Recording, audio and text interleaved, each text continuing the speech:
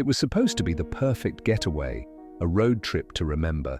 6 friends, a van full of supplies, and miles of open road ahead of them. But what started as an adventure soon turned into a nightmare. When one of them is found dead, it becomes clear that the real danger isn't outside the van, it's inside. Tonight, we take you on a journey of fear, suspicion, and betrayal. Welcome to Terror Hub, where every twist and turn leads to something more terrifying. The plan was simple: a week-long road trip through the remote wilderness of Colorado. 6 friends, Emma, Jake, Sarah, Alex, Brandon, and Mark, had been planning the trip for months. They were all in their mid-20s, close since college, and eager to escape the pressures of their daily lives. Emma, the practical one, had meticulously planned the route. Jake, her boyfriend, was the adventurous type, always looking for the next thrill. Sarah, the free spirit, was excited to be out in nature. Alex, the joker of the group, was there for the laughs. Brandon, the quiet observer, seemed content to go along with whatever the group decided. And Mark, the peacekeeper, was the glue that held the group together. They set off early on a Friday morning, the van packed with food, camping gear, and enough music to last them the entire trip. Spirits were high as they drove out of the city and into the mountains. They spent the first night at a campsite near a crystal-clear lake, roasting marshmallows and telling ghost stories around the campfire. They laughed, joked, and reminisced about old times, not knowing that this trip would soon turn deadly. This is what I needed. Just us, the wilderness, and no cell service. Totally. It's nice to disconnect and just be present, you know? But as the night wore on and the fire died down, an uneasy feeling settled over Emma. She couldn't shake the sense that something was wrong, but she brushed it off as nerves and went to bed, determined to enjoy the trip. The next morning, they continued their journey, driving deeper into the wilderness. The roads became rougher, the landscape more desolate. By afternoon, they were miles away from any sign of civilization. They set up camp in a remote clearing surrounded by thick forest, the only sounds the rustling of leaves and the distant call of birds. But that night, the peace was shattered. Around midnight, a blood-curdling scream ripped through the air, jolting everyone awake. Emma scrambled out of her tent, heart pounding. Jake, Sarah, Alex, Brandon, and Mark were already outside, their faces pale with fear. Where's Alex? He was in his tent, but now... There, lying motionless on the ground, was Alex. His face was contorted in pain, his eyes wide open in a final silent scream. Blood pooled beneath him, seeping into the earth.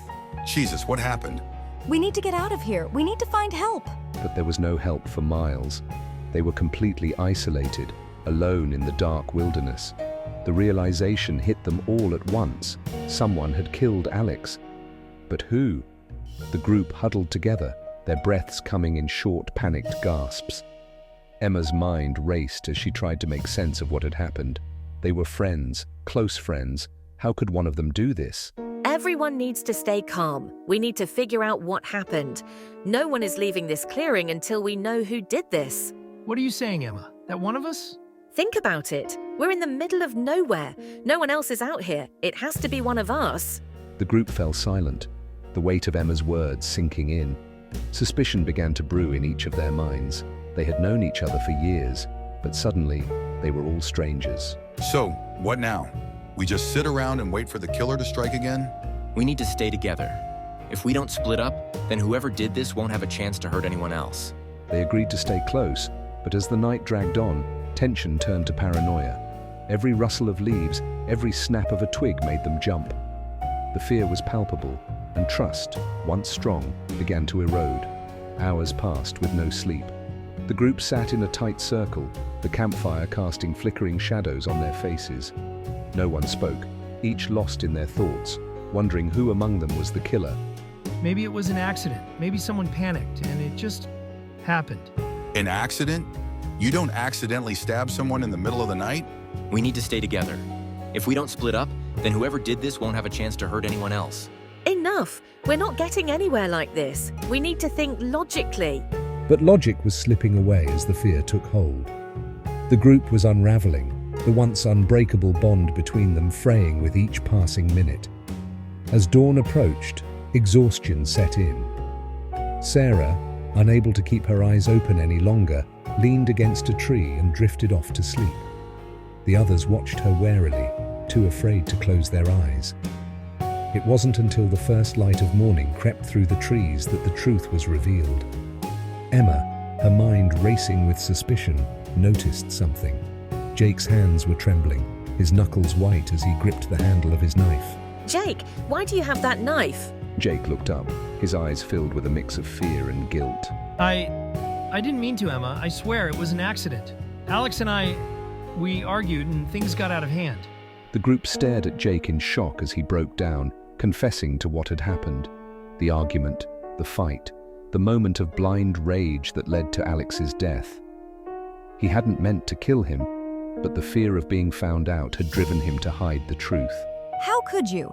We were supposed to be friends. Jake, we could have helped you. But now, what do we do? We can't just leave him here, but we can't trust him either. The road trip that was supposed to bring them closer had torn them apart. They were miles from civilization, stranded with the knowledge that one of their own had betrayed them. We have to leave. We have to turn Jake in. We can't cover this up. But the damage was done. The trust was shattered, and the friendships were beyond repair. They packed up in silence, each burdened with the knowledge that the road trip they had dreamed of had turned into a nightmare they would never escape. As they drove away from the clearing, leaving behind the place where their friend had died, the van was filled with an oppressive silence. The miles stretched on, but the memory of what happened in the woods would follow them forever. Sometimes the greatest dangers don't come from the outside, they come from within. And no matter how well you think you know someone, you never really know what they're capable of until it's too late.